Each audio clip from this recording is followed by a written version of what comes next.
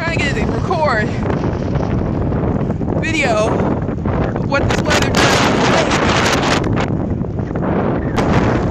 This is Chicago during a blizzard.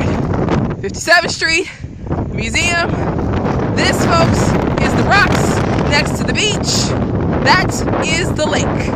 Yeah, I know, it doesn't look like water, but there's water under there, I promise. My lovely husband, me, this Ant Madness is now over.